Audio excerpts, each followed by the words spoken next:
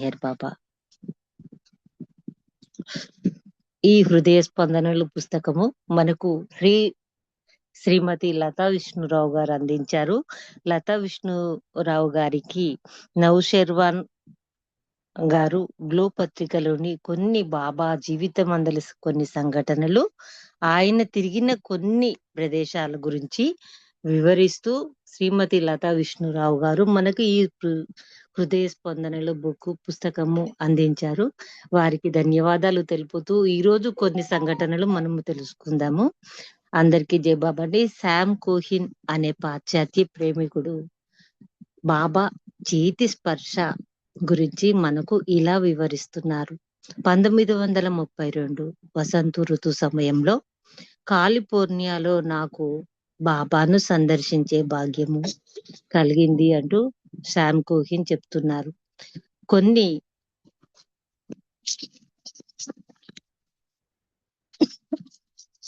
కొన్ని వందల మంది ఆయన దర్శనార్థం వేచి ఉండటంతో నాకు ఒక్క క్షణకాలం మాత్రం దర్శించుకోవడానికి అనుమతి లభించింది అంటున్నారు.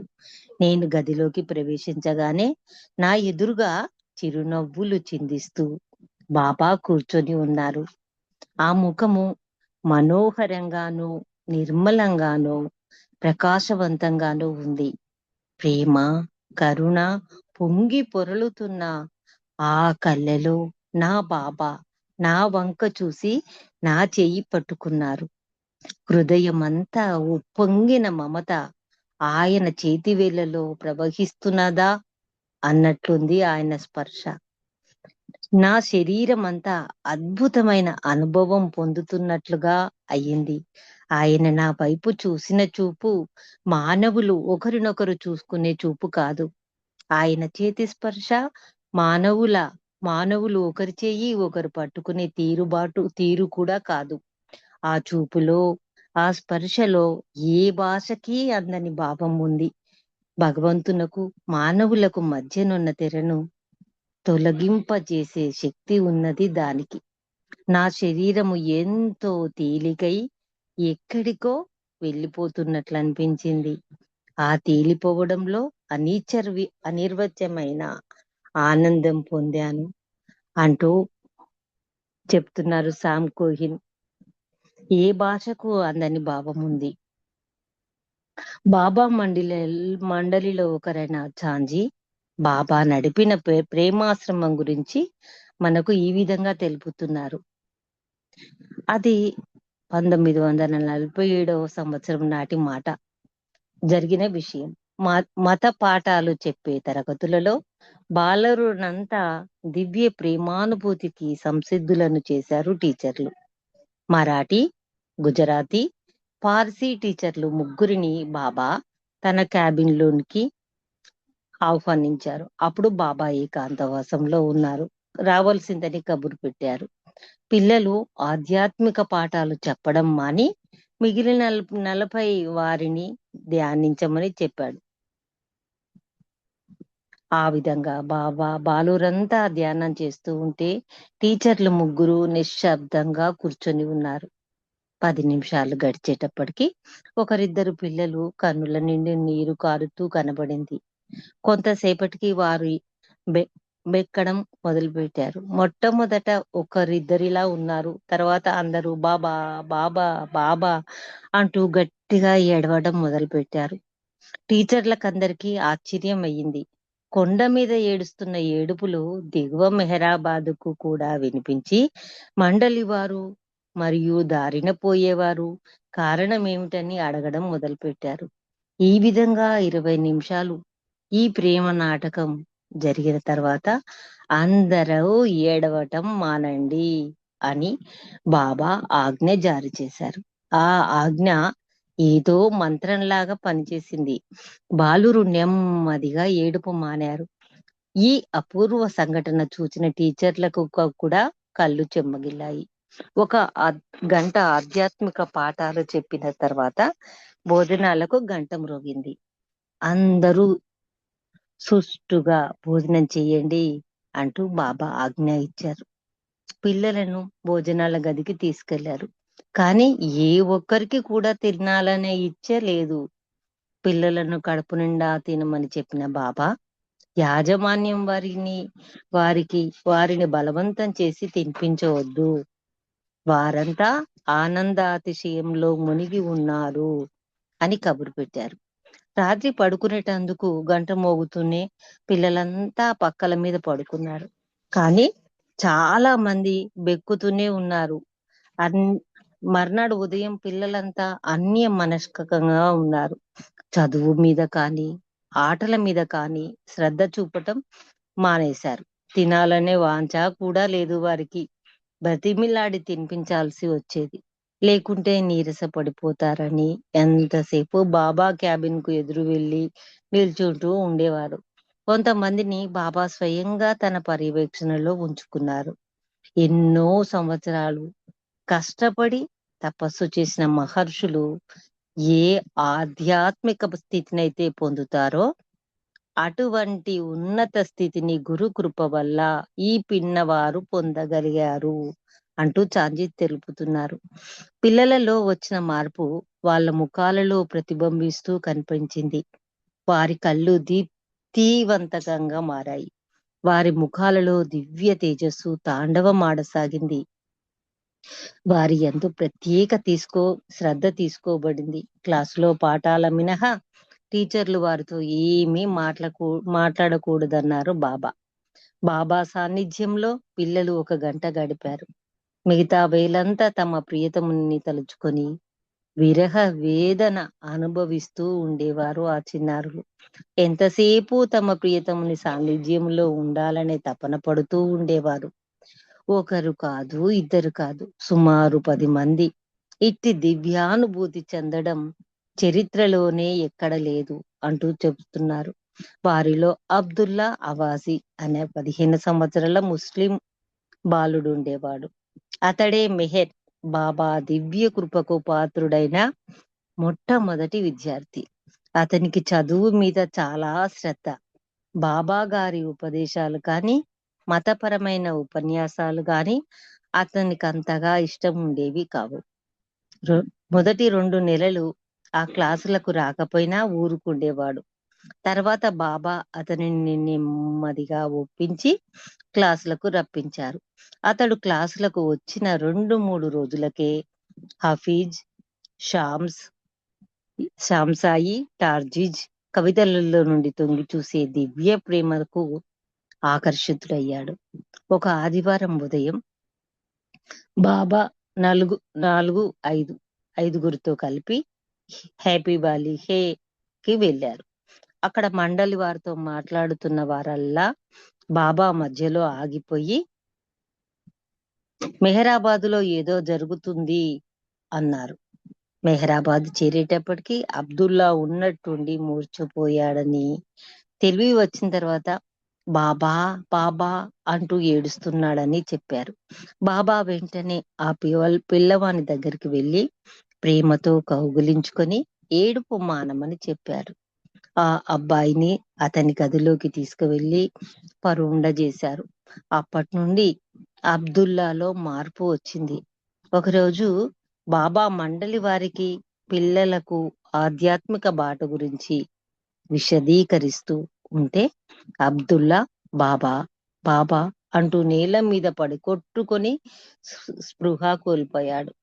ఆస్పత్రికి తీసుకెళ్లి డాక్టర్ కు చూపిస్తే ఏమీ జబ్బు కనబడటం లేదన్నాడు ఆయన. 4 రోజులలో స్పృహ లేకుండా పడి ఉన్నాడు. 4 రోజులలా స్పృహ లేకుండా పడి ఉన్నాడు. కానీ ముఖం దివ్య తేజస్సుతో ప్రకాశిస్తూ ఉంది. ఈ విధమైన స్థితిలో అతనికి బాబా యొక్క అనంత స్థితి లేశమాత్రం అనుభవంలోకి వచ్చింది. స్పృహ వచ్చిన తర్వాత అతనికి ప్రతి చోట బాబా కనిపిస్తూ ఉండేవారు. బాబా తర్వాత ఈ స్థితిని గురించి పరమాత్మను ముఖాముఖి ఈ స్థితి 6వ భూమిక స్థితి అంటూ చెప్పారు బాబా. హ్యాపీ వ్యాలీ గురించి బాబా చాంజ్ ఇలా వ్రాసారు. ఒకరోజు ఉదయం మేమంతా కలిసి హ్యాపీ వ్యాలీకి పాడుపడ్డ మసీదు చూడడానికి వెళ్ళాము. బాబా తన మండలితో కలిసి నవజీవనంలో ఆఖరి దినం ఇక్కడే గడిపారు అంటూ చెప్తున్నారు. దక్కన్ పీఠభూమిలోని ఆ భాగం కొద్ది మేర ఎడారి ప్రాంతం. ఆ ఎడారికి ఒకవైపునున్న కొండలపై నుండి చిట్టడివి ఈ హ్యాపీ వ్యాలీ. మొట్టమొదటి దినాలలో బాబా తన మండలి వారితో కలిసి ఇక్కడికి వచ్చారు. ఆ తర్వాత పాశ్చాత్యులను వారి వారాంతర సెలవు దినాలు గడపడానికి ఇక్కడికి తీసుకువచ్చారు. రామావతారంలో రాముడు సీతతో కలిసి ఇక్కడ కొన్ని రోజులు విశ్రాంతి తీసుకున్నాడట అంటున్నారు. పాతాళ గంగ వలన అక్కడ అంతా పచ్చ పచ్చగా ఉంటుంది. రాముడు సీత ఈ ప్రాంతాలలో తిరుగుచుండగా సీతకు దాహం వేసిందంట. రాముడు అక్కడున్న రాతిని బాణంతో కొట్టగా పాతాళ గంగ పైకి చిమ్మిందని కథ ఒకటి చెప్తూ ఉంటారు. అందువల్ల హిందువులు ఈ హ్యాపీ వాలిని చాలా పవిత్ర స్థలంగా భావిస్తారు. రాముడు బాణంతో కొట్టిన రాతిని మాకు చూపి అక్కడ ఉన్న హిందూ దేవాలయానికి తీసుకెళ్లారు ఈ రుచి గారు. అక్కడి యాత్రికులు దేవాలయం గుండా ప్రవహించే నీటిలోని నీరు తీసుకొని ఆ రాతి మీద పోసి పూజిస్తున్నారు. ఇరుచ్ అది చూపుతూ దాని అసలు భావం తుచ్చమైన కోరికలను కడిగి వేయటం అని. కానీ ఈ ప్రజలు పై ఆచారాలకు ప్రాధాన్యతనిస్తూ ఏదో అదొక అలవాట్లాగా చేస్తూ అసలైన భావాన్ని మర్చిపోతున్నారు అన్నాడు. అక్కడున్న ఒక బంగ్లా బ్రిటిష్ అధికారులు ఉండేది. అది మొఘలాయుల కాలం నాటి బంగ్లా. ఆ బంగ్లా లోపల మెట్లున్నాయి. అవి కూడా డాబా మీదికి వెళ్తాయి. అక్కడి నుండి చూస్తే కొండంతా చింత తూపులతో నిండి కనబడుతుంది. ప్రారంభ దినాలలో బాబా పైసా లేని పకీరులలాగా ఉండేవారని, మండలి వారితో కలిసి రాత్రుళ్ళు ఈ కటిక నేల మీద పరుండేవారని చెప్పాడు ఈరోజు. బాబా చాంజ్ ఇంకా కొన్ని విషయాలు ముచ్చటిస్తూ ఏకాంతవాసం కొండ గురించి ఈ విధంగా గుర్తు తెచ్చుకుంటున్నారు. ఆ రోజు మేమంతా ఏకాంతవాస కొండ ఎక్కాలని నిర్ణయించుకున్నాము. ఈ ప్రదేశంలోనే బాబా నవజీవనము ఆఖరి రోజులు గడిపి మనోనాశుతో అంతం చేశారు.